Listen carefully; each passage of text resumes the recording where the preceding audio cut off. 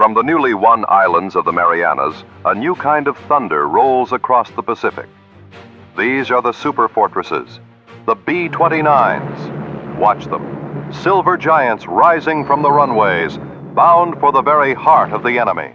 High in the stratosphere, our boys are now delivering a message of fire and steel, directly to Tokyo's war machine. But the long road to Tokyo is also paved on the decks of our great carriers, the floating fortresses of the fleet. From these steel islands rise our naval wings, the champions of the sky, sweeping the enemy from the air. They are the hunters, protecting our fleet, engaging in furious combat high above the blue Pacific, clearing the way for the inevitable advance. Now, in these final desperate days, the enemy has unleashed a fanatical new weapon, the Kamikaze, a desperate suicidal lunge against our fleet. They come in low, they come in fast, with only one target in mind, our ships. But they are met with a wall of American steel. Look at that screen of fire. Our gunners, men from every state back home, stand by their guns.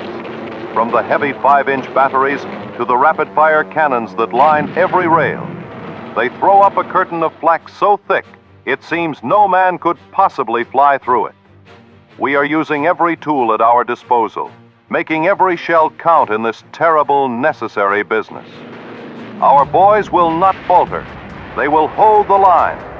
From the high-altitude raids of our superfortresses to the furious battles at sea, every arm of our mighty force is working as one.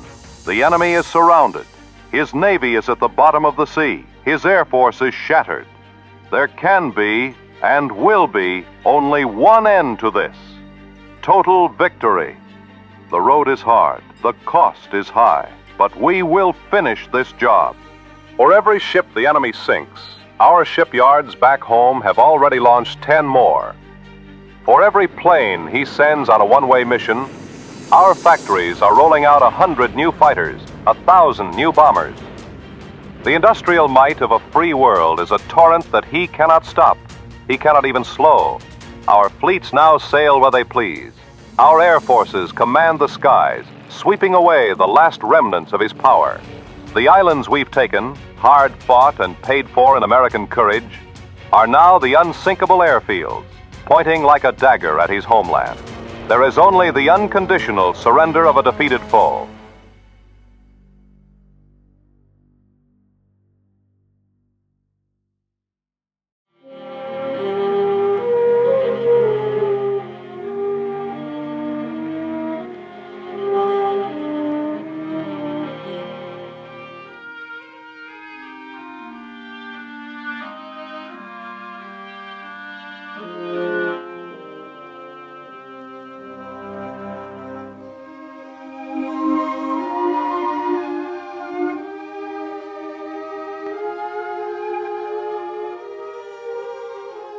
Well, now we know where we're going. Did you get that about those snakes? How did the skipper say it? Okay. I heard him. He said Okinawa.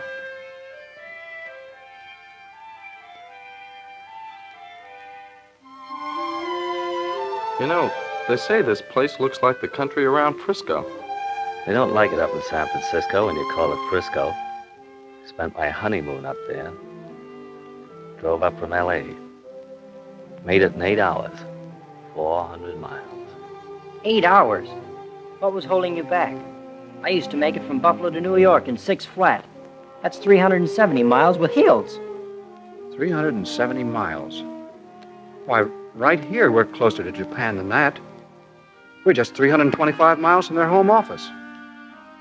225 miles. You heard him. That's what the old man said. 325 miles. Why, that's closer than Milwaukee to St. Louis. I always felt pretty safe in St. Louis.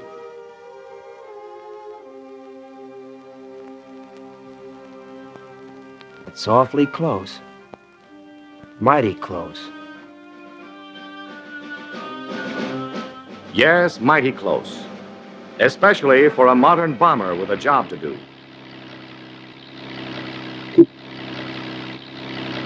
But here we were, closer than any fleet in history to a major land-based air power. At Midway, in the Coral Sea, even in the Marianas, distance had been against the Japanese Air Force. But now, as our fleet sailed against the enemy inner islands, the range was easy for any plane that could fly. There were those who said no fleet could risk it, but the stakes were high. With Okinawa in our hands, we could control the China coast, send swarms of planes to smother Japan.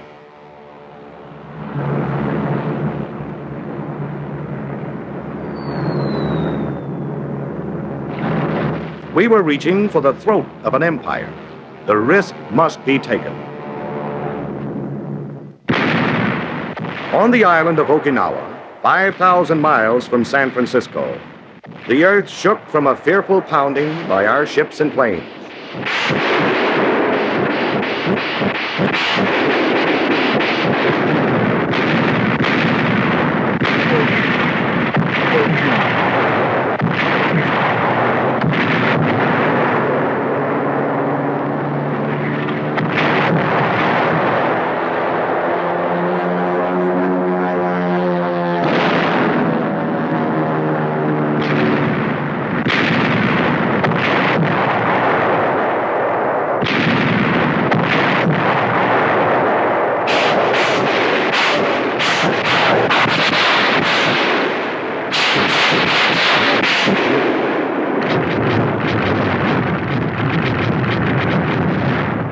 To the south, our British allies were hurling their naval might at the bypassed fortress of Formosa. They were raking Sakashima with shell and bomb. England's greatest battleships and newest carriers were there, screening us on the south, paying off with pleasure an old debt to Nippon.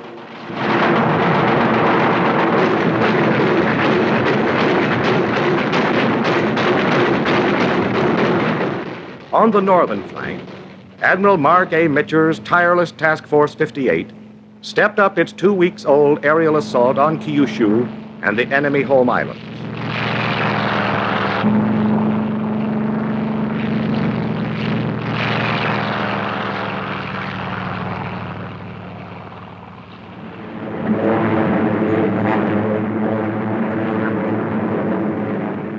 It was the 4th of July in reverse, on Japanese shipping, harbors, airfields, factories.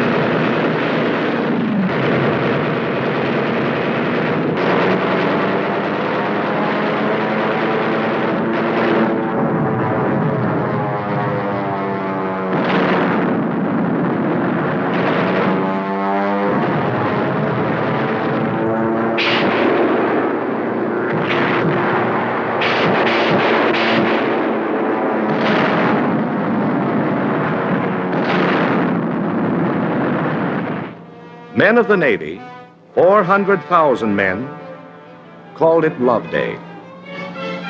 Elsewhere in the world, it was Easter Sunday, 1945. At 8:30 that morning, the Marines and the Army went in.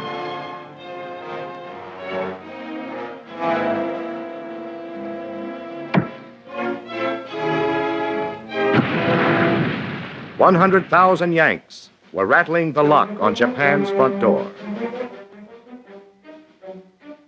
They were plowing sacred soil with American boots, tractors, tanks.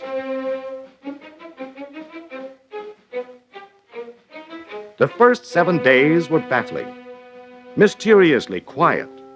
Ashore, Army and Marines pushed steadily forward, looking for an enemy which had vanished. On the 1,400 ships supporting the invasion, men waited at their battle stations and waited.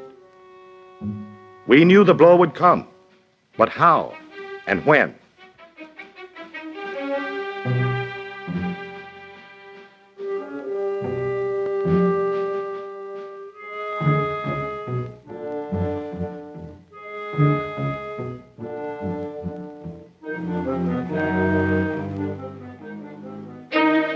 Then it struck.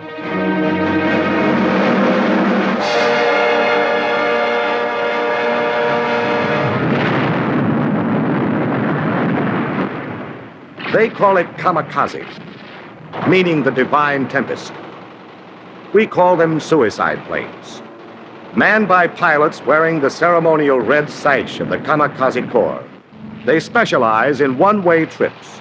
Their destination, the deck or hull of any American ship onto which plane, bombs, burning gasoline, and red-sashed pilot can crash.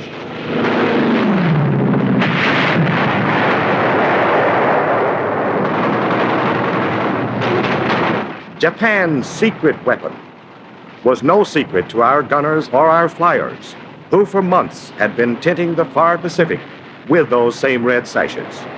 But now, to meet our latest challenge, our deepest thrust, there rose every plane that could fly, new or old, from the very heart of Japan itself.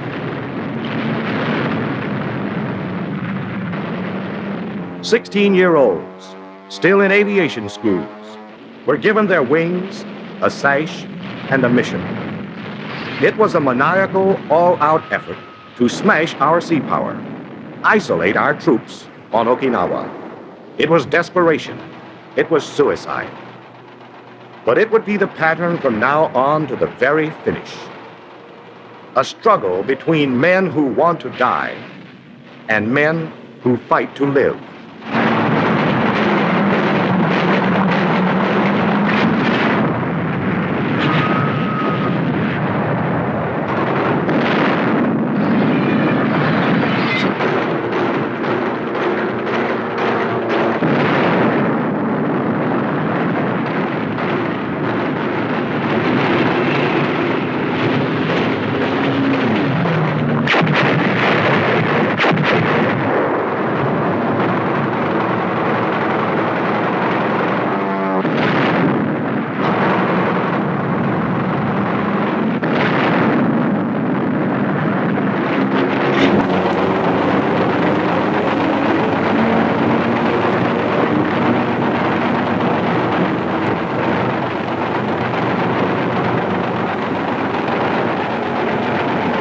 He's hit, but he's still heading for the target.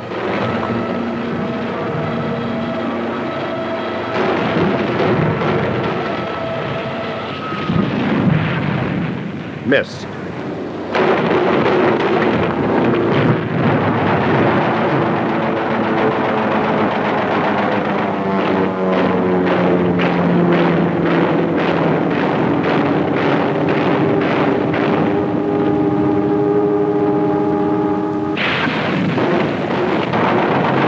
By night it went on.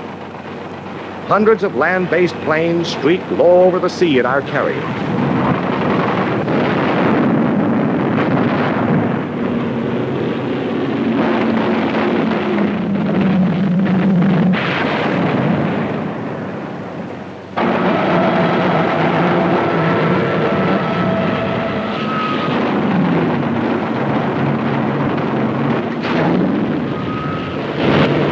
They dove out of the dawn, raced through dull overcast to throw themselves in screaming, smoking fury at Admiral Richmond Kelly Turner's ships off Okinawa.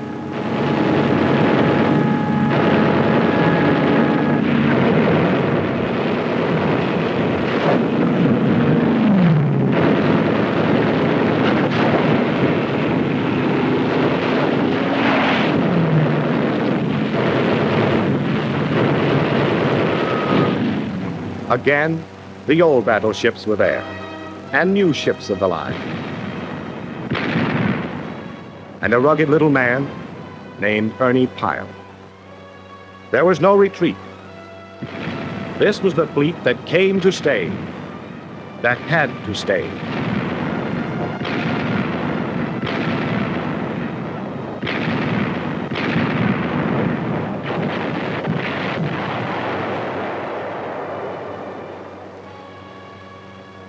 Had to stay because the men that the Navy landed needed tons of steel from Navy guns. Even as we beat off fresh waves of planes overhead, the big guns of the fleet smashed enemy strongholds miles away.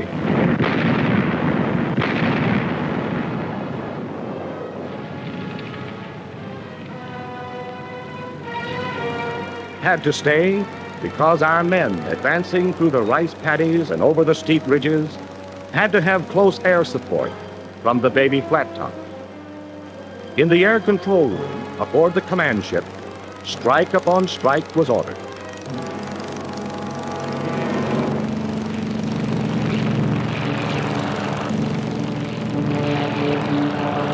Then the Navy and Marine flyers laid down precise, deadly rocket fire to help make the next 50 yards of advance less costly.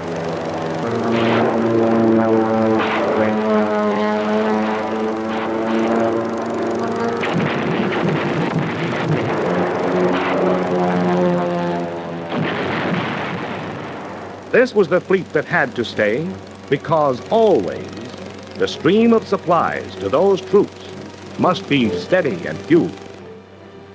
A bridge of ships was thrown across the Pacific to bring our men more food, more medicine, more ammunition. And waiting at the end of the longest supply route in any war were the Kamikaze.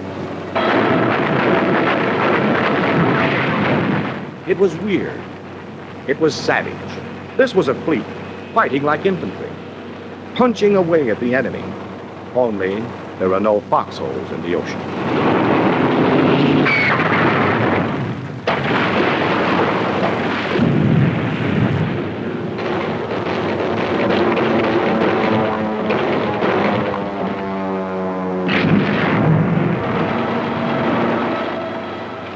March 18th to the 21st, 556 Japanese planes destroyed.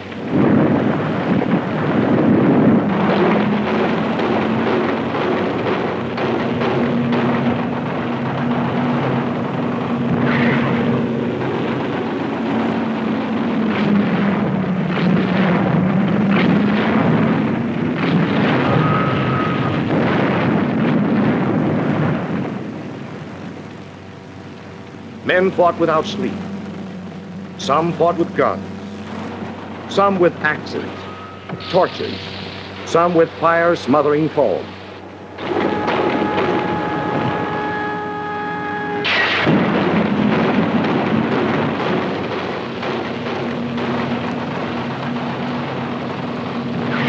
It was fix and fight at the same time.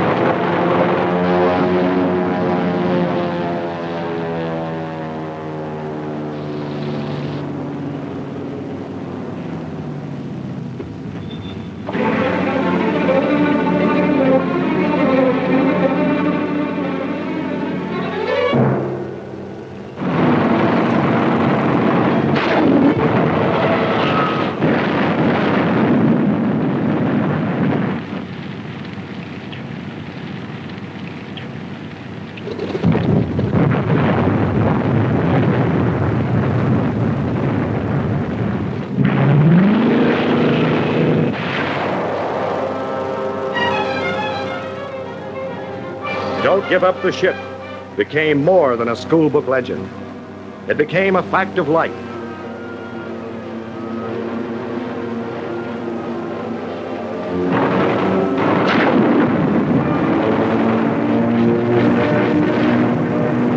April 13th brought more planes and shocking news. Between attacks, weary men, afloat and ashore, paid honor to the beloved figure in the blue Navy cloak, said farewell to the father of the modern American Navy.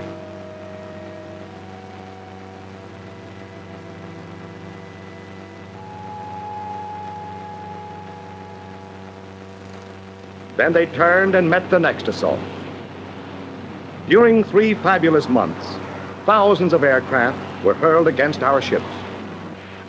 But only 10% ever slipped through our air patrol. Yet the siege by air went on. The Japanese beast still spat zeros. April 6, 277 enemy planes shot down. April 12th, 100 planes. May 3rd, 97.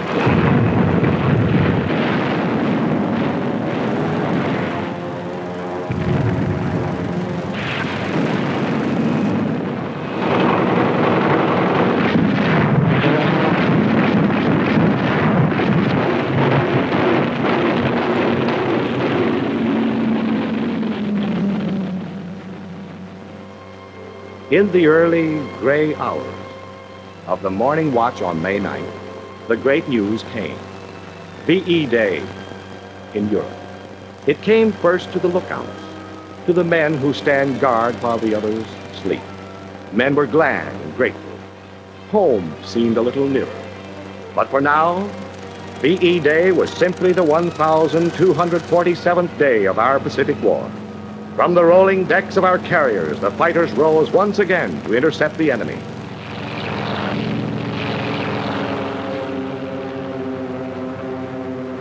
On the cruisers and destroyers and battleships, our heavy batteries once more leveled against studded hills of Okinawa. The barking 20s and 40s sent streams of fiery lead into the world's last alien sky.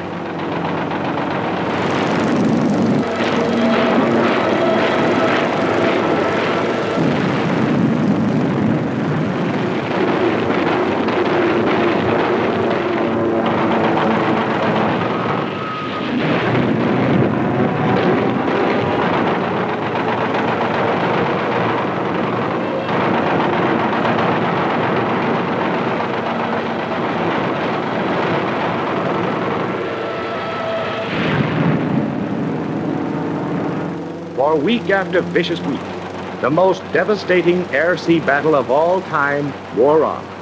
The Japanese paid with their Air Force, with their newest ships, 4,232 planes.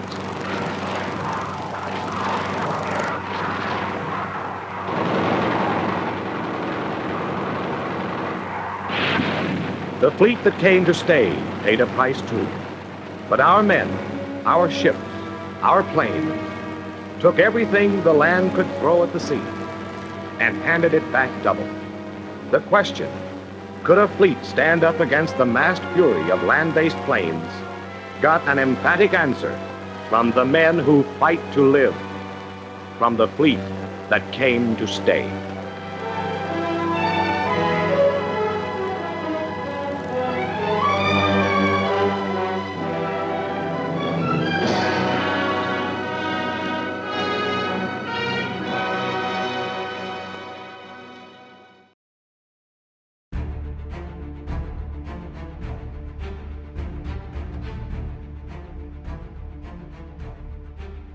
In June of 1942, a pivotal naval confrontation unfolded, marking one of the most significant battles of World War II as the United States of America faced off against the Japanese Empire.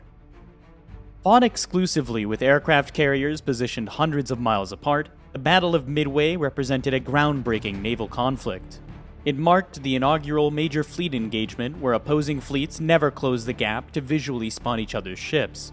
Victory or defeat depended not on the big guns of battleships, but on the carrier-borne bombers and torpedo bombers flying over vast tracts of ocean to seek and destroy their targets. Midway was the dawn of a new era in naval warfare. The Battle of Midway held paramount significance for Japan, as it was envisioned as the pivotal element in a grand strategy aimed at expanding the Empire's territorial reach deep into the Pacific. Midway Island, a crucial American stronghold, was slated for assault and occupation, while the United States Pacific Fleet, en route to defend it with its scarce aircraft carriers, would fall into an ambush, leading to its annihilation. Should the remaining vestiges of American naval might be ultimately shattered, Japanese dominance over the Pacific would remain unassailable for the foreseeable future. In fact, in the Battle of Midway, the Japanese carrier fleet, the mightiest in existence, was utterly destroyed, and Japan suffered her greatest defeat for over 300 years. During the Battle of Midway, Japan, at the zenith of its military strength, suffered not only a significant naval defeat, but also, in the span of a single day, sealed the fate of the Japanese Empire, leading it toward downfall and defeat. Since the early 1930s, Japanese conquests in China had caused ever-increasing friction with the United States. Starting in mid-1940, the United States imposed a prohibition on the export of arms, scrap iron, and other critical strategic resources to the Japanese Empire. Then, in July 1941, America led an international oil embargo and froze all Japanese overseas assets. The effect was devastating.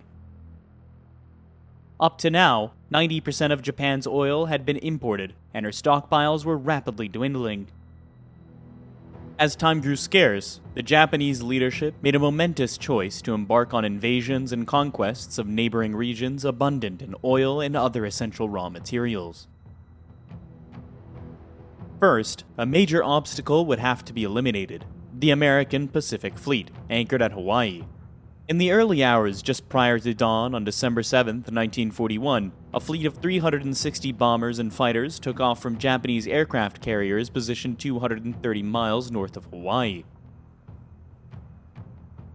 Their target was the 3 carriers and the 8 battleships of the United States Pacific Fleet, based in Pearl Harbor.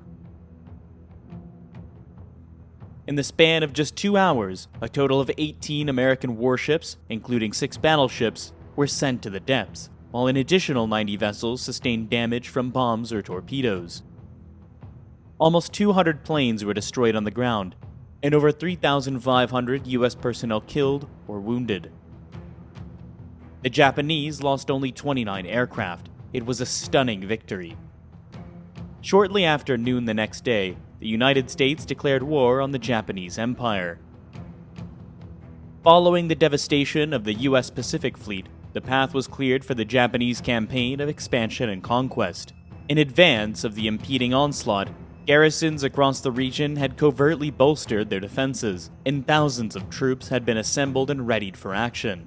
In the hours following the Pearl Harbor raid, Japanese aircraft launched attacks on American air bases located at Wake Island, Guam, and Luzon in the Philippines. With complete air superiority, the Japanese launched their invasions. Forces in French Indochina, already held by the Japanese, rapidly advanced into Thailand and Burma. Troops from the island of Hainan landed in Malaya. On that very day, an initial raiding force commenced the invasion of the Philippines, swiftly followed by larger-scale landings. Over the next 3 weeks, Wake Island and Hong Kong fell to the Japanese. Borneo and Caleb were invaded and Sumatra was occupied. On February the 19th, Japanese aircraft carriers launched a lightning raid on Port Darwin in northern Australia, sinking 12 merchant ships and eliminating Darwin as a valuable Allied base. Early March saw the climax of the Japanese expansion, the inevitable occupation of Java. In a little over 3 months, Japan had conquered 1/4 of the Pacific Ocean.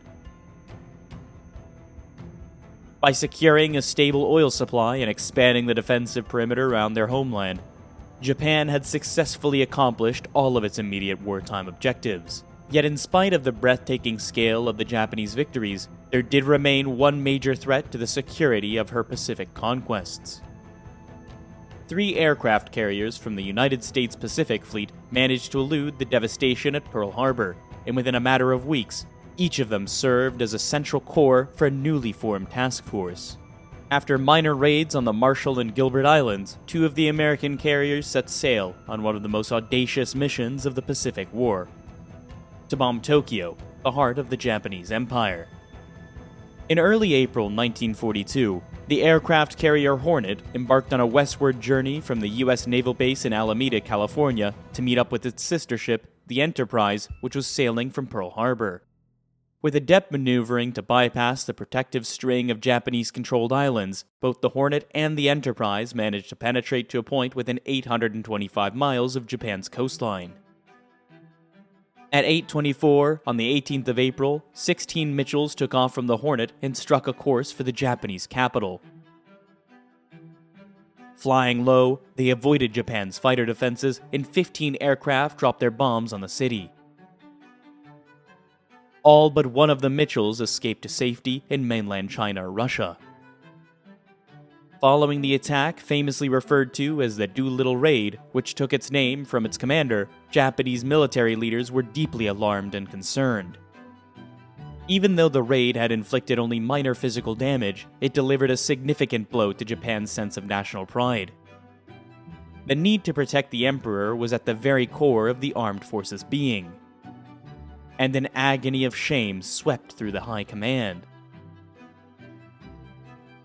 Japan's leaders swiftly arrived at the conclusion that there was just one means by which they could ensure the adequate protection of homeland and the emperor. The frontiers of the empire must be pushed even further into the Pacific. In October 1941, General Hideki Tojo had been appointed Prime Minister of Imperial Japan. In his role as the Army Chief of Staff, Tojo harbored a profound ambition to witness the successful culmination of the Japanese campaign in China. He firmly believed that the sole path to achieving this goal was to secure a decisive victory over the Western powers. On his appointment as Prime Minister, General Tojo had kept his post as Chief of Staff and the job of War Minister. However, although an immensely powerful figure, Tojo did not have the complete control of government policy. Within a cabinet comprising representatives from all branches of the armed forces, he could rely primarily on the backing of the army. Consequently, most decisions ultimately resulted from a compromise between the army and the navy. Even prior to the Doolittle Raid, expanding the empire's boundaries into the Pacific had been a cherished aspiration of a powerful naval faction. After the raid, arguments between the army and navy evaporated. Because the proposed operation would demand little army participation, Tojo finally gave his support. Franklin D. Roosevelt had been elected President of the United States in 1932. Strongly against the prevailing sentiment of isolationism, Roosevelt had the conviction that America should actively engage on the global stage. Even before the outbreak of war in Europe, Roosevelt had warned of the dangers posed by Nazi Germany's ambitions. Following the German conquest of the continent in 1940, Roosevelt, despite facing domestic opposition, progressively bolstered his support for Britain in its battle for survival. It was also Roosevelt who, in relation for Japanese actions against China, had imposed the oil and trade embargo on Japan. As a former Assistant Secretary to the Navy and now its Commander-in-Chief, Roosevelt took a special interest in the service. He handpicked his own flag officers and staff members, driven by his unwavering belief that the Navy should be led by the most qualified individuals for the roles. In a testament to his commitment to competence, he appointed Frank Knox, a member of the opposition Republican Party, to head the Navy Department. Under Roosevelt and Knox, the naval budget steadily rose. Even following the events at Pearl Harbor, Roosevelt maintained a belief that ran contrary to the desires of the American public. He believed that a war in Europe should take precedence over actions in the Pacific. He understood that enormous resources would be needed to push back the tide of the Japanese conquest, and until the full might of American industry could be brought to bear. The United States would have to concentrate on holding the line. Roosevelt insisted that further Japanese expansion must be counted at all costs. The Imperial High Command anticipated that the expansion of the Japanese defense perimeter in the Pacific, while presenting logistical complexities, would pose minimal substantive challenges. On the islands to be invaded, enemy forces were weak, and at sea, it seemed there was little to fear from the Americans or the British. The Japanese Navy, the diving force behind the plan, was supremely confident. The first stage of the Japanese plan of conquest was to complete the occupation of New Guinea. As of April 1942, a portion of New Guinea had already fallen under Japanese control, and they were eager to prevent the Allies from gaining control over the entire island. An advanced striking force of troop transports and heavy cruisers would be assembled in Rabaul along with the 3 aircraft carriers of Truk. The forces from Rabaul would sail south, then split into two divisions. The first was to seize Laggy and the Solomon Islands. The second, supported by one aircraft carrier from Truk, was to capture Port Moresby. The remaining two carriers would enter the Coral Sea and engage any enemy found there. Once New Guinea had been occupied, then New Caledonia, Fiji, and Samoa would easily be captured. In order to expand the Japanese front in the northern region, 3 islands within the Aleutian chain, Attu, Kiska, and Adak, were slated for conquest. The next stage in the Japanese advance would be the occupation of the American-held island of Midway, 1,136 miles west of Hawaii. Seizing Midway would secure an airstrip for the Empire within a range that could threaten the American naval base at Pearl Harbor. Although the capture of Midway would provide a vital stepping stone in any future action against Hawaii, the operation would also have another equally important objective. It would be used to lure American aircraft carriers out of Pearl Harbor and force them to fight a battle that would end in their destruction. The strategy for capturing Midway and defending the American carrier fleet was a multifaceted and intricate amalgamation of invasion, diversion, reaction, and ambush tactics. The first step in the Midway offensive would be the dispatch of a Japanese submarine fleet to set up to reconnaissance cordons, one 500 miles west of Pearl Harbor and the other between Hawaii and Midway. As the submarines assumed their designated positions, a Midway occupation force, comprising troop ships accompanied by a division of heavy cruisers, would depart from the Marianas and proceed northeast towards Midway. In order to incapacitate Midway's defenses and stage an ambush against the American carrier fleet, a formidable carrier strike force was organized, consisting of 4 aircraft carriers backed by battleships, heavy cruisers, and a robust destroyer screen. The carriers and their support would sortie east through the Bungo Channel. They would be followed by a main force of 6 battleships.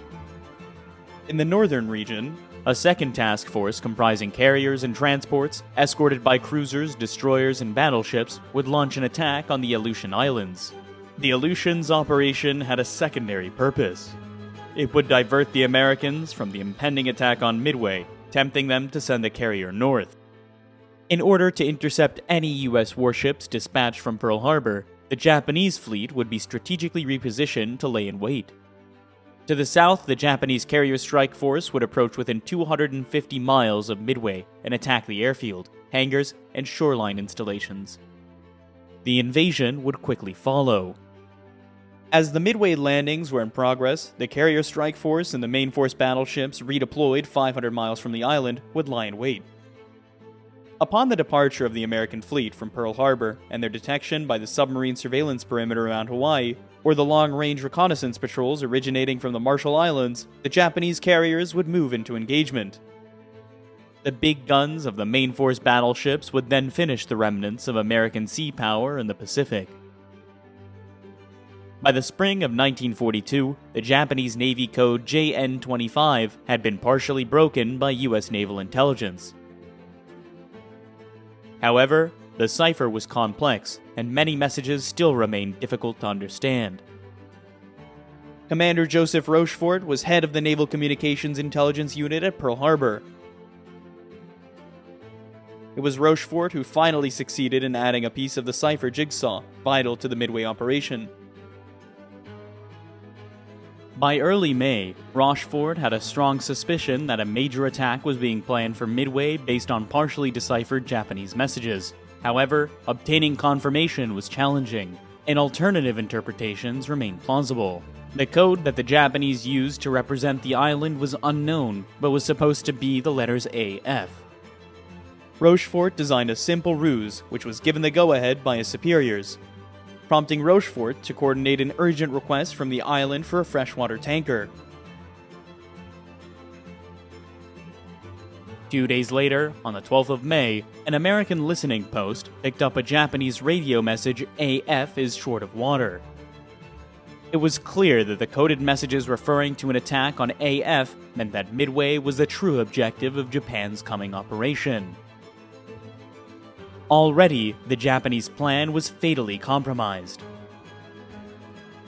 While the Americans would face a significant numerical disadvantage in the impending battle, the efforts of the code breakers at Pearl Harbor allowed them to make a more precise estimation of the likely date of the attack, narrowing it down to a range between June 4th and June 8th.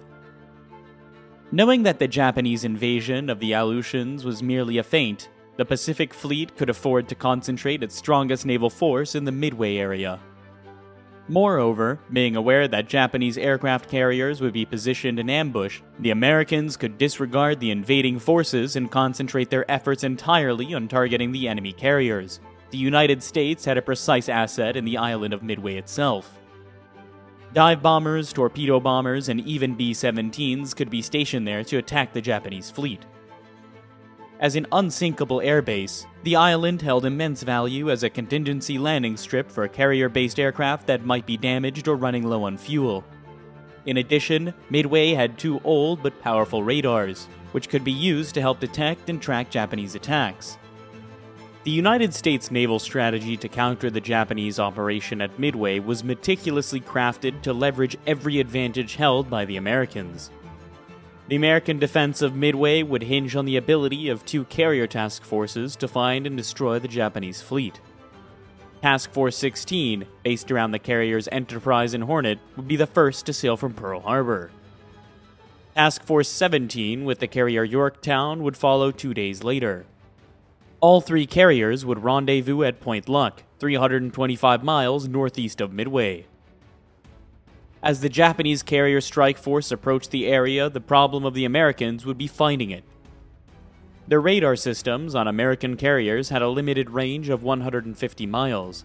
If the carrier's own reconnaissance patrols couldn't establish contact, the fleet would need to depend on long-range aircraft stationed on Midway Island. Midway's reconnaissance Catalinas would fly 700 miles out to sea in search of the Japanese. In the event that the enemy fleet was detected, the Catalina aircraft would shadow it until it entered the range of the Midway radar station. Midway radar would then keep the pursuing American carriers fully informed. An all-out attack of land and carrier-based aircraft could then be accurately vectored in to destroy the Japanese strike force. Admiral Isoroku Yamamoto, the architect of the strategy to defeat the United States Navy at Midway, assumed the role of Commander-in-Chief of the Japanese Combined Fleet in 1939. A dynamic and powerful personality, Yamamoto had little regard for the abilities of his superiors, and he was well aware that they were intimidated by his standing and his track record.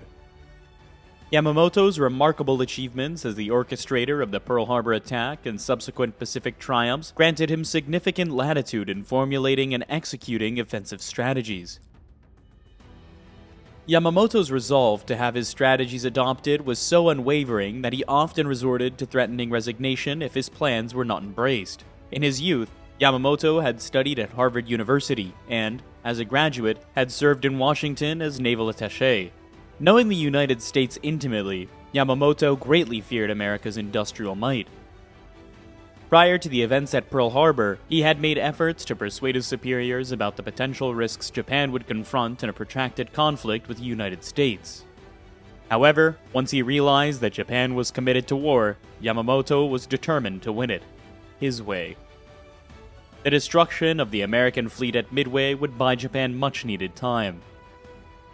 Yamamoto's aspirations centered on the concept of the Kasen Kantai, the pivotal and conclusive battle that would compel the Americans to engage in peace negotiations. He understood that a fleet engagement was a reckless gamble, but as an inveterate poker and shogi player, he was convinced that the only possibility of a victory lay in staking everything on just one card.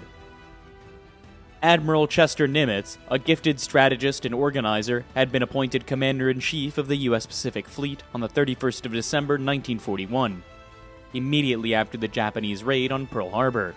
Nimitz held the belief that the tragedy at Pearl Harbor was not attributable to incompetence, and his subsequent policy of keeping all officers in their positions significantly boosted morale within the American Pacific Fleet. Nimitz's personable style of management plus a remarkable gift for trusting subordinates to do their jobs without interference would prove crucial in the battle ahead. Following the Pearl Harbor attack, it was Chester Nimitz who recognized that the era of the formidable battleship armed with big guns was coming to an end. He understood that the future striking power of America's Navy would be centered around the aircraft carrier. While under Nimitz's direction, America's carrier building system was accelerated, for the moment, he would have to make do with what he had, just 4 aircraft carriers and their support ships. In spite of his slender resources, Nimitz would stick to the tactical doctrine he had always advocated. For aircraft carriers, attack is the best form of defense. To the Japanese Navy, the outcome of the forthcoming battle was never in doubt. So far, the war had yielded an unbroken string of successes, and the certainty of victory was shared by all ranks. The confidence was so high that some flag officers harbored a genuine concern that the Americans might be hesitant to engage in combat and choose to remain within the secure confines of Pearl Harbor. One advanced seaplane squadron even sent a signal to its headquarters, requesting that all future mail should be directed to Midway. The results of war games simulating the coming battle were also ignored. When a scenario of this nature led to the involvement of American bombers from Midway Island and the subsequent destruction of 2 Japanese carriers, the final outcome was deemed unacceptable and was overridden by the Imperial authorities. For the massive undertaking that would expand the Japanese Empire and destroy the US Navy in the Pacific, Japan could muster almost its entire combined fleet. All 9 of the fleet's battleships, along with 11 carriers, could take part in the coming operations. Of these, 4 carriers eventually participate in the Battle of Midway. Akagi, or Red Castle, was laid down as a battlecruiser in 1920. 2 years later, she was converted into an aircraft carrier. In 1934, Akagi was extensively modified to accommodate 30 more aircraft, taking her battle complement to 91. Akagi was only one of 2 carriers ever built, with the bridge on the port side. Kaga, or Increased Joy, was originally laid down as a battleship, but in 1924, work began to convert her into a carrier. She was completed in March 1928.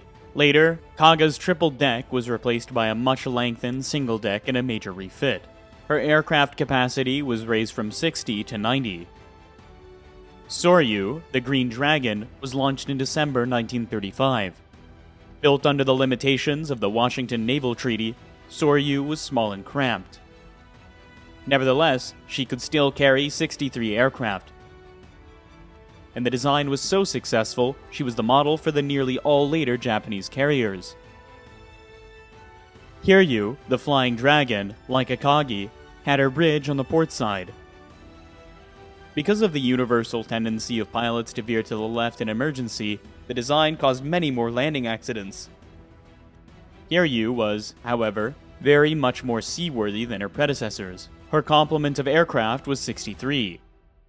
The Mitsubishi A6M0 fighter was the most potent and visible symbol of Japanese prowess in the Pacific War.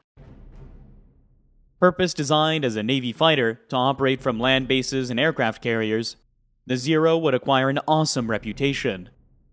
The Zero had a remarkably clean airframe and was very light in weight. The result was high speed and excellent fuel economy. However, these advantages were achieved at the expense of pilot protection. The Zero had no armor and no self-sealing fuel tanks. More Zeros would be built than any other Japanese aircraft. The Aichi D-3A Val 2-seater was the first all-metal monoplane dive bomber to enter Japanese naval service. In the hands of experts, the Val was a formidable weapon, realizing an 80% strike accuracy during the early Japanese conquests. The aircraft was constructed with such robustness and maneuverability that even with a fixed undercarriage, it could transform into a highly proficient fighter once it had released its bombs. Although the Nakajima B-5N Kate was slow and poorly protected, it was at the time of Midway the best aircraft of its type in the world. On its introduction in 1937, it had boasted many advanced features such as folding wings, a retractable undercarriage, and integral wing fuel tanks. Effective as a conventional bomber, as a torpedo bomber, the Kate was devastating. The aircraft was armed with the excellent Type 91 torpedo. The Type 91 could be released at a speed of 200 miles an hour and from an altitude of up to 300 meters, providing valuable protection against anti-aircraft fire. The naval pilots preparing for New Guinea and Midway operations were seasoned veterans of the attack on Pearl Harbor. They had gone to fly on combat missions in the Pacific and Indian Oceans. For Japanese pilots, the intervals between combat operations were entirely taken up by training. The motto was, train hard, fight easy. Japanese determination to achieve the highest standards in Navy flying had not come without a price. Pilot training was lengthy and expensive. Only 100 naval pilots graduated annually from the training schools, which proved insufficient to meet the continuous demands imposed on Japanese carrier forces since the war began. There had been no leave for Navy aircrew. The training of Japanese sailors and flight deck personnel was, if anything, even more arduous than that undergone by their pilot comrades. These men were conscripts, toughened by rigorous discipline and relentless battle training that ensured that a ship could be swiftly prepared for action stations, and a full strike force could be launched within 5 minutes. During the heat of battle, a flight could be rearmed, refueled, and airborne again within 1 hour. Although the combat readiness of Japanese sailors and airmen was unsurpassed, there was an underlying weakness in the Navy's preparation for the coming operations. Before Pearl Harbor, aircrew had been able to practice 4 bomb runs a day, and dive bombers had been expected to score 80% hit rates or better. There had also been extensive fleet maneuvers. Now, amidst the exacerbated fuel shortages that ignited the war, maneuvers and bombing practice faced even stricter limitations. At Midway, the consequences for the Imperial Navy would be nothing short of catastrophic. Soon after the attack on Pearl Harbor, it had become clear to senior American naval commanders that although the damage done was severe, it was far from the fatal blow the Japanese had intended. The Pacific Fleet's priceless aircraft carriers had escaped. The Japanese had been unsuccessful in their attempts to obliterate the ship repair yards, and they had overlooked the fuel depots at the bases, leaving substantial oil reserves untouched. In spite of Japanese efforts, Pearl Harbor still played host to a powerful American naval presence. Hawaii was the base for the United States' 3 Pacific Fleet carriers, plus 1/4 transferred from the Atlantic Fleet. Each carrier was supported by its screen of up to 2 heavy cruisers and 5 destroyers. Nearly 20 submarines protected the waters around Oahu and Midway Island. Due to Admiral Nimitz's conviction that the Japanese Navy's overwhelming superiority made it one-hit-run tactics feasible, the sluggish Pacific Fleet battleships were excluded from any role in the forthcoming operation. Those that had been repaired after the Pearl Harbor attack were sent to San Francisco to patrol the west coast of the United States. Everything would now depend on the speed and long-range hitting power of the American carriers. All 3 of the carriers that would take part in the Battle of Midway were the Yorktown class. Commissioned by October 1941, the ships were Yorktown, Hornet, and Enterprise. Although slightly slower than its Japanese equivalent, the Yorktown class was capable of carrying an extra 20 aircraft. Yorktown carriers were notable for their advanced damage control systems. In order to reduce the risk of firing during an impending enemy attack, aviation gas fuel lines could be filled with carbon dioxide. The carriers' decks were also specially designed for combat conditions. The flight deck was unarmored and constructed with 6-inch planks of teak, more easily repaired than metal and less likely to cause severe splinter wounds to crewmen. Unlike the Japanese carriers, the Yorktowns were all equipped with radar, which could detect aircraft flying up to 30,000 feet and at a range of over 100 miles. While the Lexington would not participate in the Battle of Midway, it would assume a crucial role in the earlier engagement, the Battle of the Coral Sea. Lexington had been laid down as a battlecruiser in 1921 and converted during construction. She emerged as America's first fleet carrier and one of the largest aircraft carriers in the world. Because Lexington was a very early design, her available deck and hangar space was not efficiently used, and her aircraft complement was a modest 63. Originally conceived as a biplane carrier fighter, the Grumman Wildcat was redesigned as a mid-wing monoplane during the planning stages. The aircraft entered U.S. Navy service in 1939 and was manufactured first by Grumman and later by General Motors. Powered by a Wright Cyclone 9-cylinder radial engine, the Wildcat was slower than its opposite number, the Zero.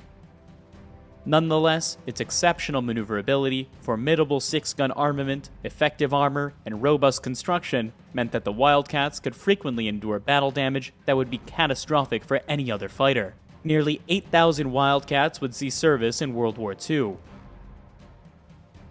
From its introduction in June 1940, the Douglas Dauntless was one of the most important American combat aircraft of the war. In the first half of 1942, the Dauntless saw more action than any other type. The Dauntless was a dive bomber with heavy armor, a bulletproof windscreen, and self-sealing fuel tanks. It was powered by a 9-cylinder Wright Cyclone radial engine. Because of its great stability in flight, the aircraft was known affectionately to its pilots as the Barge. When it first entered service with the U.S. Navy, the Dauntless was the best carrier-based dive bomber in the world.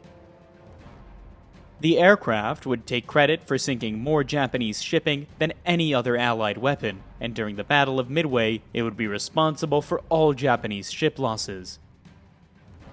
The three-man Douglas Devastator, America's first carrier monoplane, had entered service in 1937, and by 1942 was already obsolete. It was slow, lightly armed, and had a poor rate of climb. At Midway, Devastators would suffer appalling losses, and the battle would be the aircraft's last major action of the war. The Grumman TBF was initially conceived as a replacement for the Devastator, and despite its rapid design process, it would ultimately establish itself as the most successful torpedo bomber of World War II. The TBF was a robust and powerful three-seater aircraft. It was the first American naval warplane to mount a power-operated turret, and the only to carry its torpedo internally. The TBF entered service in early 1942, but only 6 were available for the Battle of Midway. All were stationed on Midway Island. It would be the TBF's first combat action, and in the memory of the men lost during the battle, the aircraft would afterwards be renamed the Avenger. The consolidated PBY Catalina would become one of the most successful flying boats of World War II, and the most numerous flying boat ever. The Catalina was unique as the first flying boat to feature cantilever wings which needed no supporting spars. It also had established floats, which could be retracted to form the wingtips in flight. The resulting aerodynamic efficiency made for speed and long range. After the first 4 marks of the PBY flying boat, the aircraft was fitted with retractable tricycle landing gear to give it an amphibious capability. While capable of carrying a substantial bomb load, it was the long-range reconnaissance capability of the Catalina that proved to be invaluable to the Americans during the Battle of Midway. Catalinas would also save the lives of many ditched American flyers. The B-17, a 4-engine heavy bomber, had first entered service with the United States Army in June 1939.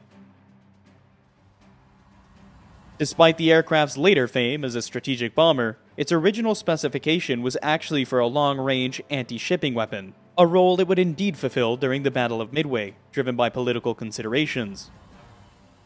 The B-17E fully lived up to its designation as a flying fortress, intended to operate in self-defending formations.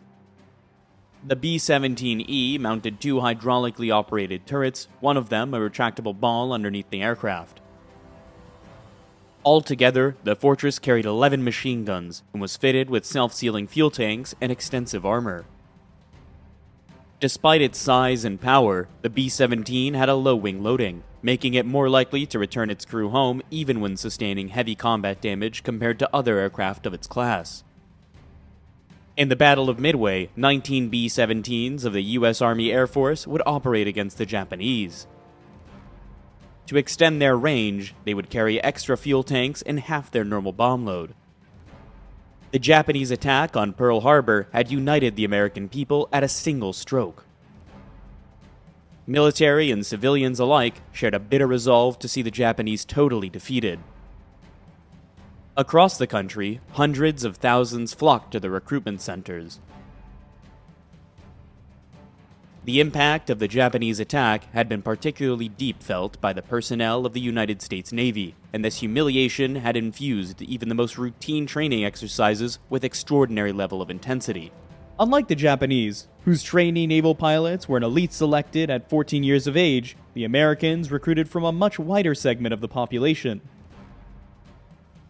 In the United States, there were far more suitably educated recruits with the right mental and physical qualities for a carrier pilot. On America's entry into the war, the training schools were easily expanded without any appreciable fall-off in quality. After 3 months of elementary flying instruction, the aspiring naval pilots spent another 3 months in basic Navy training. Periods at 2 more flight schools were followed, and only the best were selected for training as carrier pilots.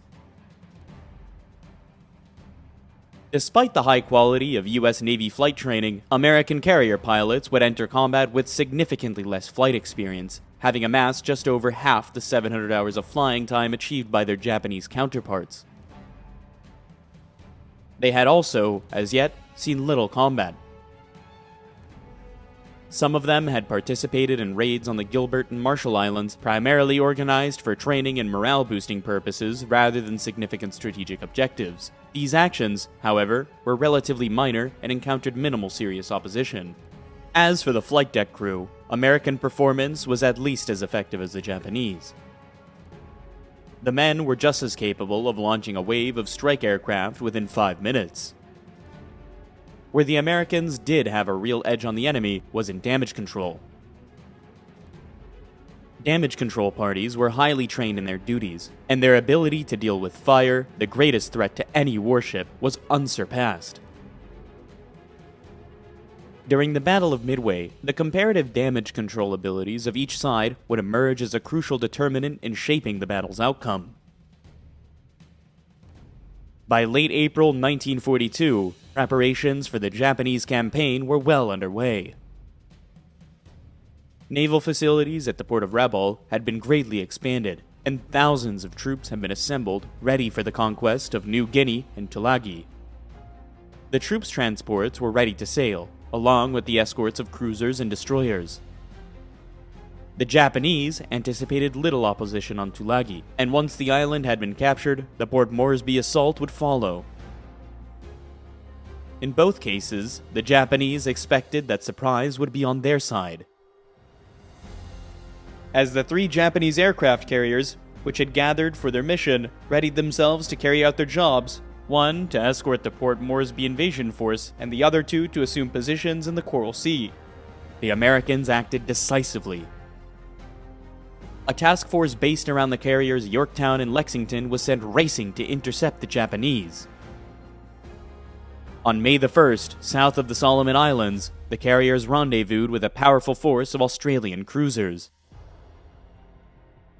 The stage was now set for the Battle of the Coral Sea, marking the initial engagement in an epic confrontation that would ultimately alter the course of the Pacific War. The capture of the island of Tulagi on May the 3rd, 1942 was, as the Japanese expected, simply a matter of dropping anchor and disembarking the troops. Tulagi's tiny garrison of Australians had already been evacuated. The first blow in Japan's great campaign of expansion had apparently gone strictly to plan. Unbeknownst to the Japanese, the American carrier Yorktown with Admiral Fletcher aboard had received intelligence regarding the deployments in Tulagi and was already underway, heading north. At 7 a.m. on the morning after the Tulagi landings, Yorktown struck. 40 of Fletcher's aircraft were launched against the Japanese fleet and the occupation force. In little over an hour, the American bombers and torpedo bombers had sunk or damaged the destroyer, 3 minesweepers, a number of landing craft, and several seaplanes. For the Japanese, it was the first unsettling evidence that American carriers lurked in the area. On already the second day of operations, events were already taking an ominous turn. By the following day, Yorktown and her escorts had already to rendezvous with Lexington. The two escort groups now merged to form a single screen around the carriers. They had joined forces only just in time. The Japanese carriers Chokaku and Zuikaku had entered the Coral Sea, and the two fleets were now just 70 miles apart. On the morning of May the 7th, the American carrier task force with Lexington and Yorktown was cruising on a northwesterly course. The Japanese carriers Shokaku and Zuikaku were sailing on parallel course. Each fleet was unaware of the other's presence. American scout planes sent to the northeast failed to find the Japanese carriers, but as soon as they heard, the Americans launched a strike force of 93 aircraft. In fact, the ships sided with the cruisers and destroyers of the New Guinea invasion force, but soon after, the Shoho was spotted only 25 miles away, and the attack was redirected. Shoho was hit by 13 bombs and 7 torpedoes. She sank within minutes. For the Imperial Navy, the loss of Shoho was deeply traumatic. So shocked were the Japanese commanders that the invasion of Port Moresby was immediately cancelled and the troop ships returned back to Rabaul. On the American side, there was jubilation. A pilot's radio report of the Shoho sinking, Scratch 1 flat top, would become one of the most famous signals of the Pacific War. After the sinking of the Shoho, Admiral Fletcher did not immediately launch another strike against the Japanese invasion fleet. To attack the carriers Shokaku and Zuikaku was his main objective, and in any case, the Japanese might themselves attack, and he would need his air defense at full strength. As the day advanced, a weather front closed in on the Japanese carriers. Nevertheless, the strike force commander, Admiral Tagaki, was determined to destroy the Americans before they could inflict yet more damage on the retreating Japanese invasion fleet. Choosing his best night flyers, Tagaki launched his attack in the late afternoon. The aircraft would have to return and land in darkness. The Japanese raiders, in spite of the poor weather, passed close to the American carrier group. The Americans, with the benefit of radar, easily detected the enemy formations and vectored their fighters to intercept. In a series of vicious dogfights, 10 Japanese aircraft were shot down. 11 more would crash after the mission, trying to land in darkness. For the Japanese, the raid was a fiasco. In the aftermath of this first carrier clash between the Imperial Navy and the U.S. Pacific Fleet, both sides considered attacking by night with their cruisers and destroyers. Both finally rejected the idea, fearing the absence of their protective screens. Instead, they withdrew, postponing the main action for another day. On the morning of May the 8th, the American and Japanese fleets were more than 100 miles apart. The Japanese had the benefit of low cloud cover, while the Americans were exposed under the clear blue skies. At 0600, both sides launched their reconnaissance aircraft, and within 2 hours, each fleet had discovered the other. On the American side, Yorktown and Lexington launched 70 bombers and torpedo bombers and 6 fighters. At almost the same time, Shokaku and Zuikaku launched 50 attack aircraft and 20 fighters. Although the Japanese carriers were close together, Zuikaku was hidden by a cloud, and it was Shokaku who fell victim to the Americans. She was hit by 3 bombs and so badly damaged that she would later be unable to recover her aircraft. Most would be forced to ditch into the sea. The American carriers, using their radar, detected the approaching Japanese raiders 70 miles away. 12 Wildcat fighters were scrambled, but only 3 reached a high enough altitude to attack, and no Japanese aircraft were destroyed. Yorktown was first to be hit. A single bomb found its target. The next victim was the larger and less maneuverable Lexington. 2 bombs struck her deck, inflicting minor damage. But far more seriously, 2 torpedoes impacted her port side. Even after the Japanese bombs and torpedoes had struck, Lexington continued to fight. But soon after the battle, she began to list to port. By pumping oil from one side of the carrier to the other, the crew managed to right the vessel, and she was soon capable of maintaining 24 knots. It looked as if Lexington might be able to reach home under her own steam. However, at 14:45, an explosion ripped through the carrier, and soon fires were raging out of control.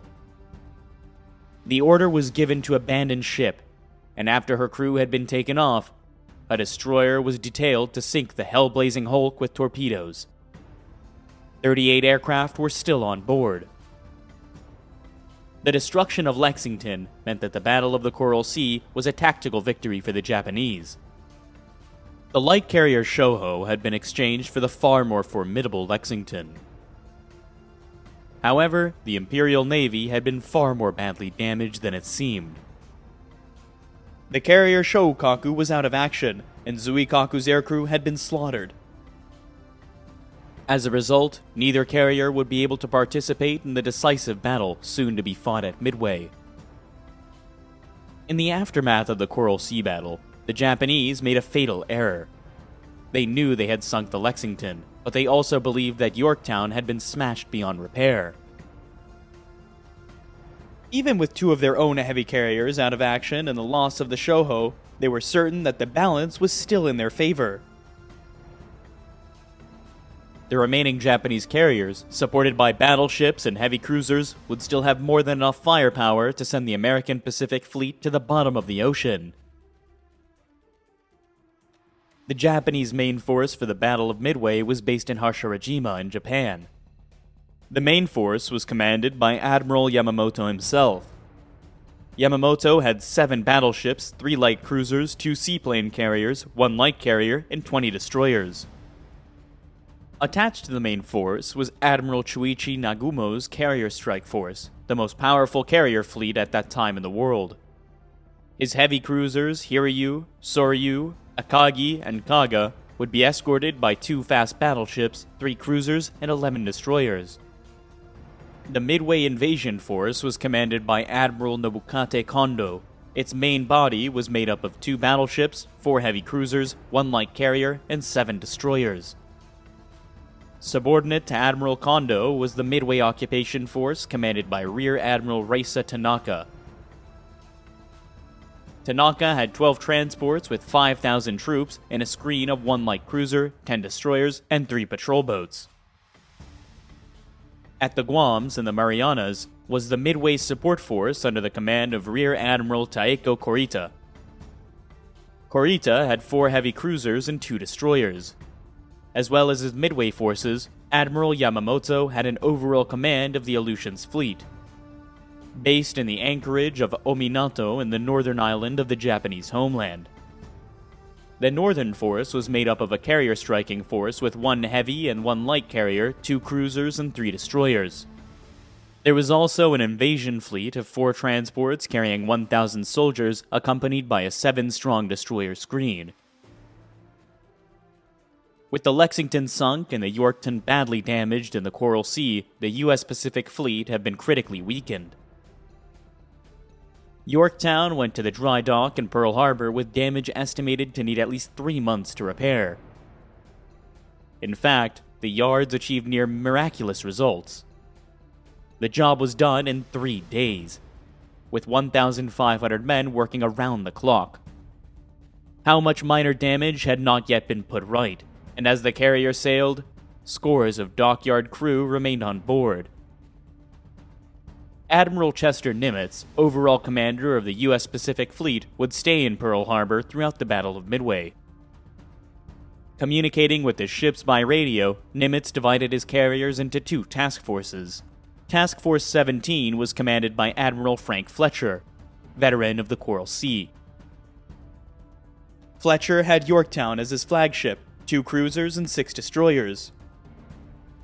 Fletcher also had operational command of Task Force 16, led by Admiral Raymond Spruance. Spruance had the carriers Enterprise and Hornet, along with 2 cruisers and 11 destroyers. From Pearl Harbor, Admiral Nimitz deployed 19 submarines for reconnaissance and attack, which would patrol off Midway and Hawaii. He would also call on aircraft based on the island of Midway itself. The U.S. Army Air Force had 4 B-26s and 19 B-17E bombers. The Marines fielded 20 Buffalo and 7 Wildcat fighters. They also had 11 Vindicator and 16 Dauntless bombers. The Navy had 38 Catalinas and 6 TBF torpedo bombers. The island was also defended by the 6th Marine Defense Battalion of 3,000 men. On the morning of May the 27th, the Japanese carrier strike force under Admiral Nagumo sailed from Hashirajima. By nightfall, they had entered the Pacific and were heading for Midway. The following day, the Aleutians invasion force and the main body of warships sorted from Ominato. At the same time, far to the south, the Midway invasion force, with its escort of destroyers and invasion support force of heavy cruisers, sorted from the Marianas. Last to leave port, on the 29th, were the invasion force main body and Yamamoto's fleet, each of battleships, cruisers, and destroyers. Although Admiral Nimitz and his senior commanders knew that Midway was to be invaded, for security reasons, no one on the island was told that the mightiest concentration of naval power in history was bearing down upon them. Piecemeal, Midway's marine garrison was reinforced and the island's anti-aircraft defenses were strengthened. Every day, the Catalina flying boats patrol the ocean around the island in greater numbers. Although none of their crew knew yet precisely what they were searching for. The Japanese, too, had begun their reconnaissance effort. An advanced submarine force had been at sea for many days, racing towards Hawaii. Its task would be to set up a picket north of Pearl Harbor and report the strength of any American fleet dispatched to Midway. The submarines were in fact already too late. On May the 28th, Task Force 16 left Pearl Harbor unobserved, followed by Task Force 17 on the 30th. Both groups vanished into the Pacific Ocean, and the Japanese submarines, which would finally arrive on June 3rd, would watch in vain. By June the 2nd, the Japanese Northern Force was plowing its way through the Northern Pacific, towards the Aleutians. The island, although of immense strategic importance to the United States, were sparsely manned, the only forces of any consequence deployed at Dutch Harbor. The Americans, expecting the Japanese attack, flew repeated reconnaissance missions, but because of poor weather, failed to locate the enemy.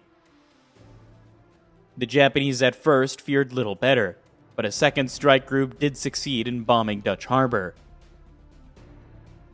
Over the following days, troops from the Special Naval Landing Force occupied Kiska and Attu.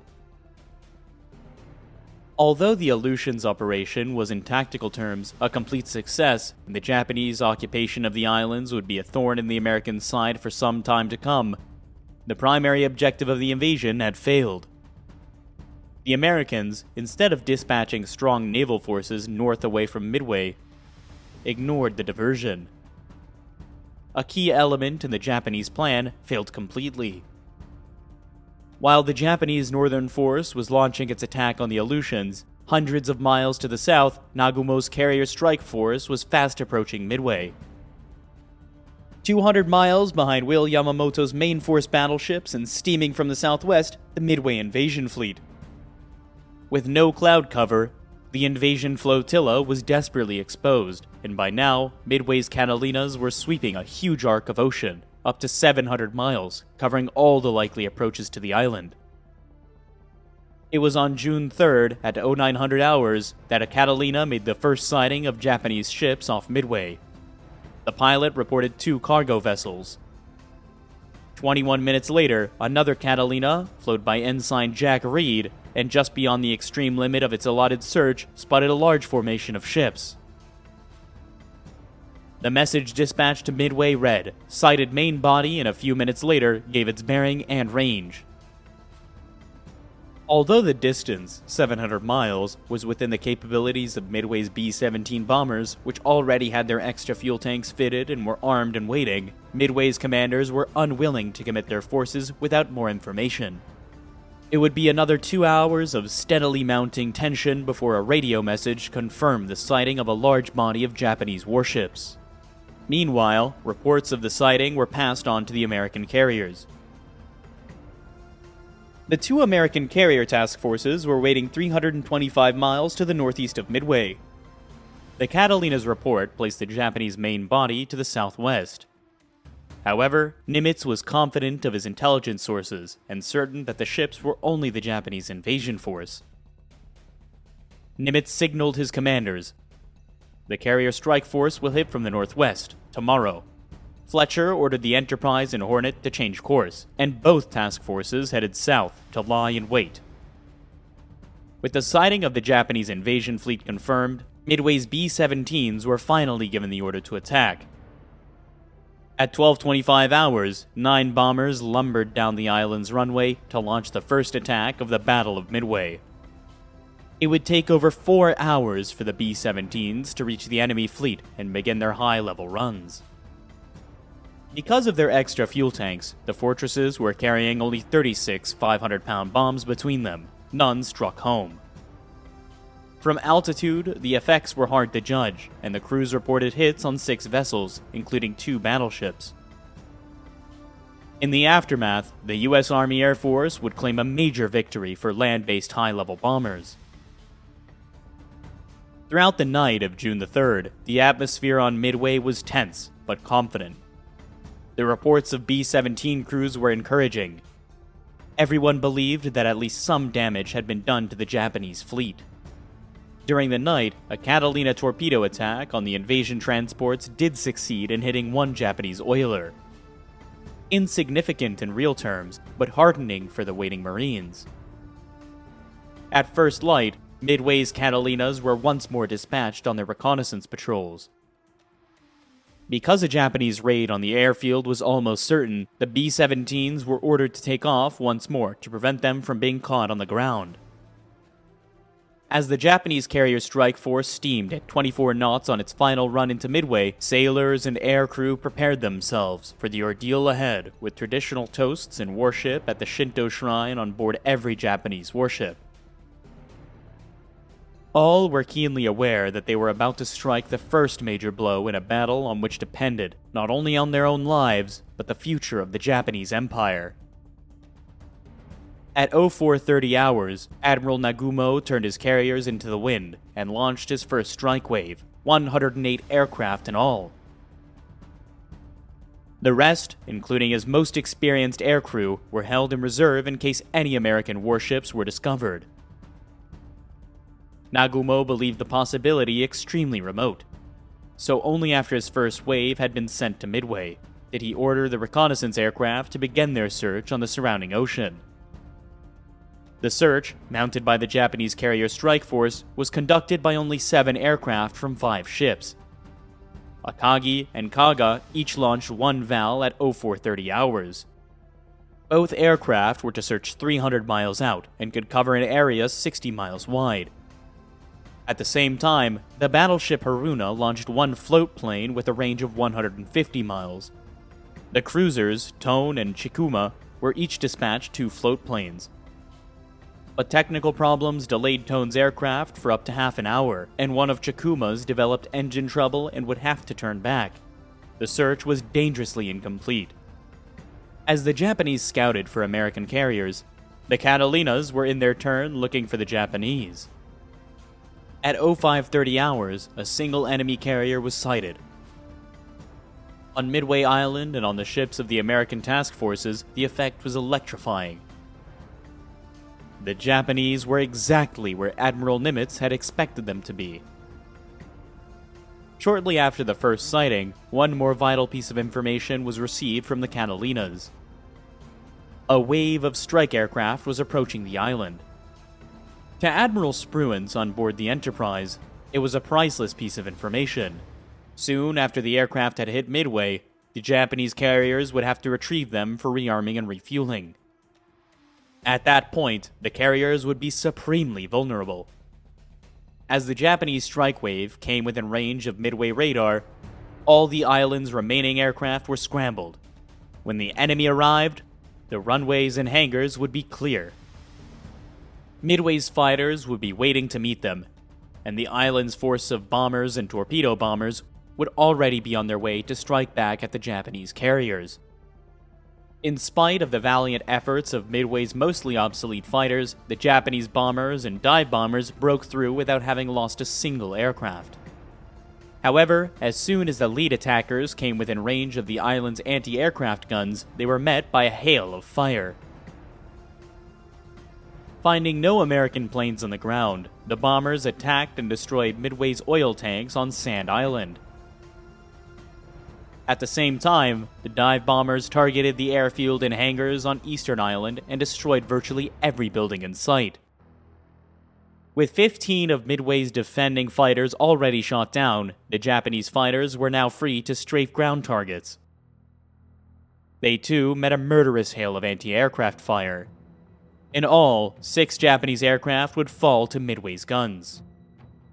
When the Japanese headed back to their carriers at 0643, it was already apparent to the strike leader that although they left behind a trail of destruction, they had not succeeded in their primary objective. By radio, he reported that most of Midway's aircraft had escaped, and the island's runways remained largely intact. Midway's bombers were still a serious threat to the Japanese fleet. Even before the strike wave had returned to its carriers, Admiral Nagumo was ordering a second attack on the island. Only moments later, there was a dramatic confirmation of the threat Midway's aircraft posed to Nagumo's carriers. 6 American TBF torpedo bombers and 4 B-26 medium bombers suddenly bore down on the Japanese carrier fleet. The screening destroyers and cruisers put up a storm of anti-aircraft fire. At the same time, 10 Zero fighters of Akagi's Combat Air Patrol swooped in to attack. The TBFs did succeed in launching at Akagi, but violent maneuvering saved the Japanese carrier. Savaged by the Zeros and by furious anti-aircraft fire, only 1 TBF and 2 B-26s survived the raid.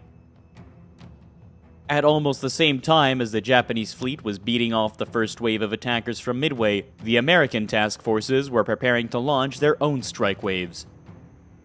Reconnaissance had now confirmed that there were not 1, but 2 enemy carriers in the area. Such a target was simply too good a chance to miss. The latest reconnaissance placed the 2 Japanese carriers over 200 miles from the Americans. The maximum range for an airstrike was around 150 miles, so the first priority was to close the gap. Assuming that Nagumo's carriers would still be steaming towards Midway, Fletcher set a course to intercept. Only Sperance's Task Force 16 with Enterprise and Hornet was to be sent. Task Force 17 with Yorktown would wait to recover her scout planes and follow later. If the Americans were to catch the Japanese as they rearmed aircraft returning from the attack on Midway, they would have to launch their first strike wave around 0700 hours. Although the range was closing quickly, it was still too great for the devastated torpedo bombers to strike and return home. They would be sent regardless. Those that survived the raid would have to ditch in the sea. Altogether, Hornet and Enterprise launched 29 Devastator torpedo bombers and 72 Dauntless dive bombers. For fighter, they were covered by 20 Wildcats. Admiral Spruance was aware that only 2 of at least 4 Japanese carriers had been located, and kept 36 fighters to defend his task force from any Japanese counterattack. As the strike groups from the Hornet and Enterprise set course for the enemy fleet, Yorktown, her scout planes now recovered, raced to catch up with Task Force 16. At 0838, Admiral Fletcher launched his strike aircraft. Within half an hour, the total number of American aircraft heading for the Japanese fleet had reached 156.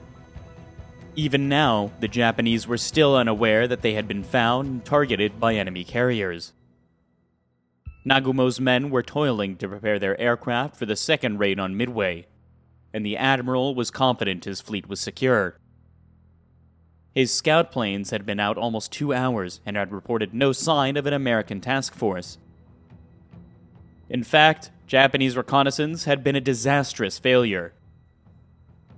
By now, Task Force 16, streaming towards Nagumo's fleet, was well inside the search area of the Japanese scout planes. However, Chikuma's float plane had flown right past the Americans and had failed to spot them, because Tone's scout could not search the same area until the return leg of its flight, and had been delayed by half an hour to begin with. The error was not detected for a considerable time. When it was 0725, the pilot's report mentioned only enemy surface ships. As a result, Nagumo now believed there was no immediate threat from the American carriers. At 0748, as the Japanese were just about to launch the second Midway strike, they themselves suddenly came under attack. It was another raid from Midway Island. First came 16 dauntless dive bombers, whose inexperienced pilots approached in a shallow glide. The Zeros of Nagumo's Combat Air Patrol destroyed half their number before they even reached the carriers. Next came Midway's B-17s, dropping their bombs from 20,000 feet. Not a single Japanese vessel was hit. Midway's Marine Vindicators were equally unsuccessful. As the American raiders headed home and Nagumo once more turned into the wind to launch his second wave against Midway, dramatic news was reported by a scout plane. The pilot had spotted a carrier. For Nagumo, the revelation could not have come at a worse moment. While the Japanese second wave was preparing to launch, Nagumo's first wave just returned from Midway was cycling, waiting to land, also waiting to refuel and rearmed with the fleet's Zero fighters, which had been in action protecting the carriers. If Nagumo were to launch his second wave against the reported enemy carrier, they would have to go without fighter cover. Nagumo decided to wait. He would return his second wave below decks, recovering his circling aircraft for refueling, then launch a full-scale attack on the American fleet. At 0917, with all their aircraft recovered, the Japanese carriers, up to now heading towards Midway, turned east-northeast to close with the American force. Nagumo's strike force would be ready to launch at 10:30 hours. As the Japanese surged ahead at 30 knots, the decks of Nagumo's carriers were chaotic. Flight crews struggled frantically to refuel and rearm their aircraft. Bombs and torpedoes lay everywhere, and there was no time to follow safety procedures. And unknown to the Japanese, who had no radar, the first American torpedo bombers were only 3 minutes away. The American air group from Task Force 16 that followed a course based on the assumption that the Japanese fleet had carried on sailing towards Midway. Instead, Nagumo had changed course.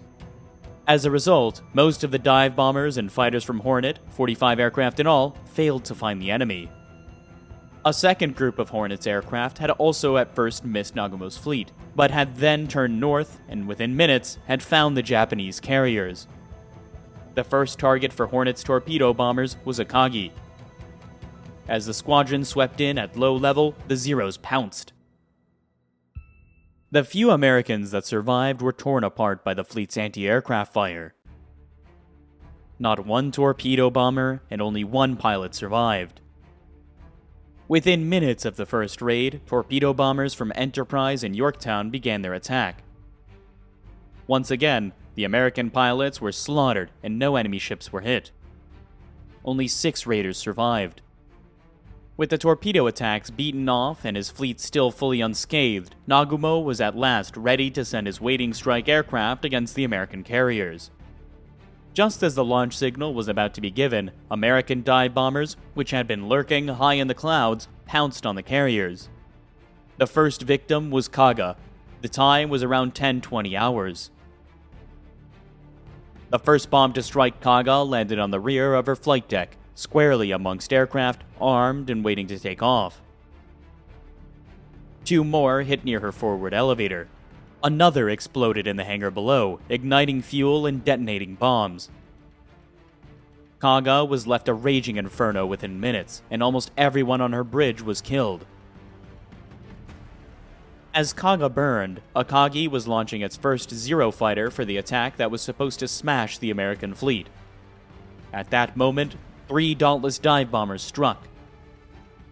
The first hit on Akagi landed near her midships lift and exploded in the hangar. The next fell amongst the parked aircraft on her deck.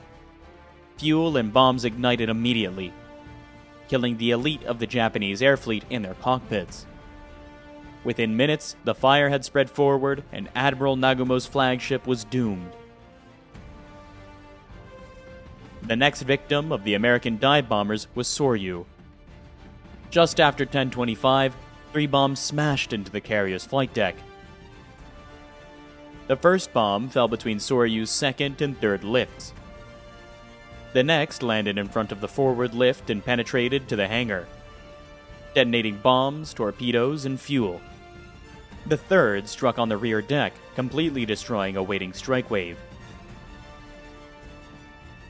In the space of 5 minutes, the mightiest carrier fleet in existence had been shattered.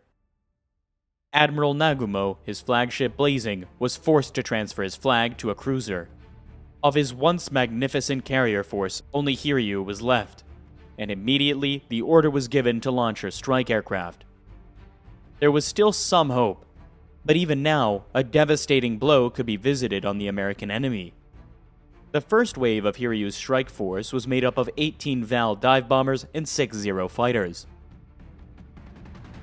The target was Task Force 17 and the carrier Yorktown. Shortly before noon, the Vals were detected by Yorktown's radar. Already, 12 Wildcat fighters were in the air covering the carrier, and another 15 were on the deck refueling. These were ordered to launch at once. At the same time, Yorktown's aviation gas lines were shut down and her fire suppression system was activated. The Japanese strike wave, approaching at 10,000 feet, ran straight into Yorktown's fighter defenses. 10 were shot down by the Wildcats. The 14 survivors headed straight for the American carrier. 5 Vals survived the gauntlet of Wildcats and the hail of fire put up by Yorktown and her escorts. 3 bombs plunged into Fletcher's flagship. The first bomb struck Yorktown's flight deck and exploded. The second penetrated and burst below the funnel, damaging all but one of the ship's boilers and destroying her radar room. The third bomb crashed through Yorktown's #1 elevator and deep into her hangar. In spite of being hit by 3 bombs, so good was Yorktown's damage control that potentially catastrophic fires were quickly put out. No fuel or magazines exploded, and amazingly, Yorktown was streaming at 20 knots and able to recover and relaunch her fighters within 1 hour and 40 minutes of the attack. By now, the surviving Japanese carrier Hiryu had launched her second wave. A scratch force of 10 Kate torpedo bombers and 6 Zero fighters. Once again, American Wildcats savaged the raiders, but 9 torpedo bombers survived and swept into the attack. Because Yorktown was no longer belching smoke, she was mistaken for one of the unscathed sister ships. Although 5 more Kates were destroyed by anti-aircraft fire, 4 launched their torpedoes. Yorktown was hit twice on the port side, and one of the raiders deliberately crashed onto her deck. Within seconds of the strike, Yorktown was racked by explosions and began to list to port. At 1500 hours, the order was given to abandon ship. As the first of Yorktown's crew were being taken off by her attendant destroyers, aboard Enterprise, Admiral Spruance received news from a scout aircraft that Hiryu had been spotted. The Japanese carrier was 100 miles northwest of the dying Yorktown. At 1530 hours, Enterprise launched 24 Dauntless dive bombers and Hornet another 16. Meanwhile, Hiryu was recovering and refueling her last remaining aircraft for a third strike against the American carriers. At 17:05, the Dauntless, undetected by Hiryu's combat air patrol, screamed down out of the sun. Hiryu maneuvered violently, but 4 bombs found their target. The first 2 bombs to hit blew Hiryu's #1 lift clean off, and left the whole forward deck a massive flame. The other 2 penetrated to the hangar, where bombs and fuel exploded violently. The waiting aircraft at the rear of the flight deck blew up, killing almost all their pilots. Admiral Nagumo's last carrier was finished, and with her, Japanese domination of the skies over the Pacific. When Admiral Yamamoto learned of the catastrophe that had befallen his fleet, he did not at once abandon all hope. Perhaps with the awesome firepower of his battleships and cruisers, he could yet destroy the Americans in a night battle. Yamamoto was clutching at straws. That evening, American carriers sailed eastward, and Yamamoto could no longer force a battle before daylight exposed his ships to air attack. At 02:55, on the morning of June the 5th, Admiral Yamamoto ordered a general withdrawal. On the morning of June the 6th, strike waves from the Enterprise and Hornet added to the American tally of 4 Japanese carriers by sinking one cruiser and damaging another. With them, the number of Japanese dead rose to 3,500 men. On the American side, the cost of victory was the carrier Yorktown, finally sunk by torpedoes from a prowling Japanese submarine, and the destroyer Hammond that had been lying alongside. In all, 307 aircrew, sailors, and Marines had died.